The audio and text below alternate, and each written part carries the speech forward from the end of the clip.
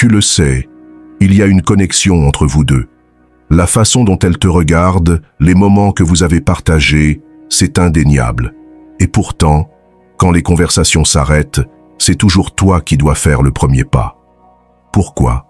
Pourquoi ne prend-elle jamais l'initiative, même quand tu es certain qu'elle ressent quelque chose elle aussi? Ce n'est pas seulement le silence. Ce sont toutes ces questions sans réponse, cette frustration de ne pas savoir ce qui se passe dans sa tête. Mais voilà le retournement. Ce n'est pas juste un dilemme amoureux, c'est une partie d'un schéma bien plus profond, universel, enraciné dans le comportement humain. Un schéma que tu peux apprendre à comprendre et même à utiliser à ton avantage. Aujourd'hui, on va plonger dans cette dynamique en mêlant les éclairages modernes et les anciens principes du stoïcisme, une sagesse millénaire qui peut t'aider à transformer la confusion en clarté et à reprendre le contrôle du récit.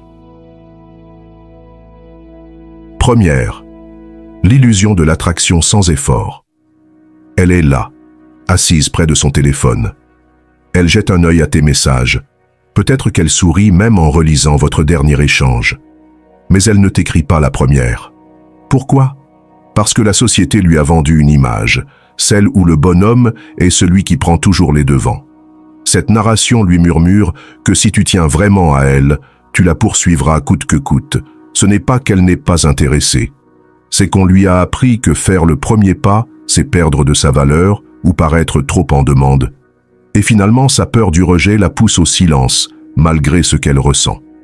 C'est ici que le stoïcisme entre en jeu. Son hésitation, tu ne peux pas la contrôler. Ce que tu peux contrôler, en revanche, c'est ta réponse.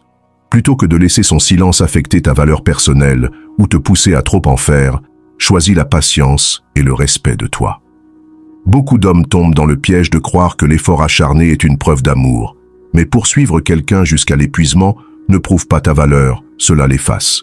Les femmes, comme les hommes, sont attirées par la force tranquille et l'équilibre.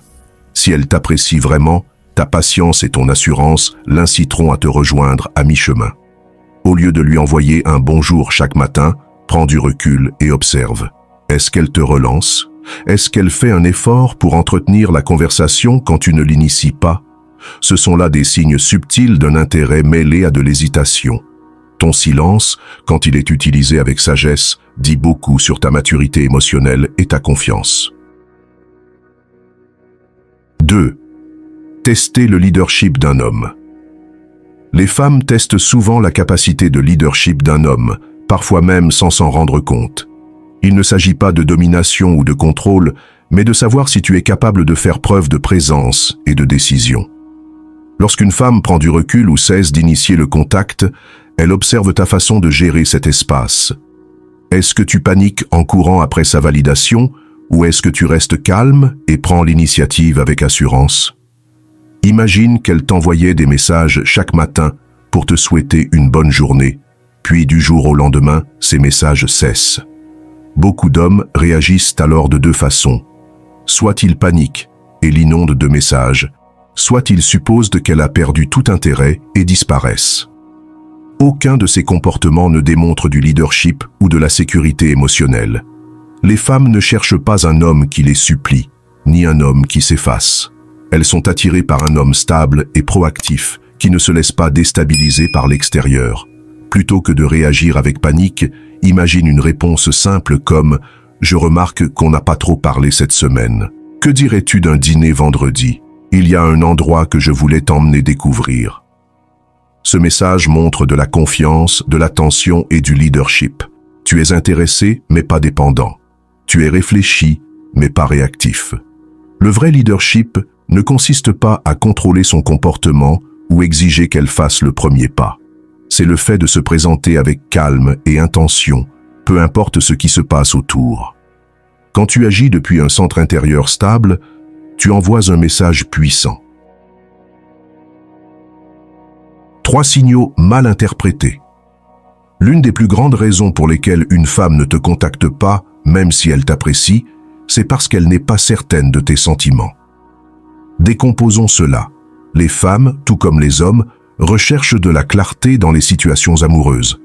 Mais si tes actions envoient des signaux contradictoires, cela crée de l'incertitude. Elles commencent alors à douter d'elles-mêmes. Il m'a souri, mais n'a pas donné suite. Est-ce que j'ai mal interprété? Ou encore, on a eu une super conversation, mais depuis, il est distant. Est-ce qu'il m'aime bien ou pas? Il m'a envoyé un message, puis soudain, il semble se retirer. Est-ce que je perds mon temps? Le problème, c'est que les femmes ressentent souvent le poids des attentes sociales et la peur de paraître trop insistantes. Elles ne veulent pas mal interpréter tes gestes. Donc, si ton comportement laisse place au doute, elles préfèrent se replier dans le silence plutôt que de risquer le rejet ou l'embarras. Même si elle est vraiment attirée par toi, un manque de clarté de ta part peut la faire hésiter. C'est là que le stoïcisme offre une perspective transformatrice. Marc Aurèle disait « Si ce n'est pas juste, ne le fais pas. Si ce n'est pas vrai, ne le dis pas. » Appliqué aux relations, cela revient à une règle essentielle. La clarté est la base de la confiance et de la connexion. Ton rôle n'est pas de jouer à des jeux ou d'envoyer des signaux flous, mais de communiquer tes intentions avec clarté et confiance. J'espère que ce message t'a été utile. Si tu as aimé la vidéo, je te serai reconnaissant de laisser un j'aime et de t'abonner. Si tu te retrouves sans mots, écris simplement « J'apprends » pour montrer que tu fais partie de la minorité qui a suivi la vidéo jusqu'à la fin. Merci beaucoup pour ton attention et à la prochaine.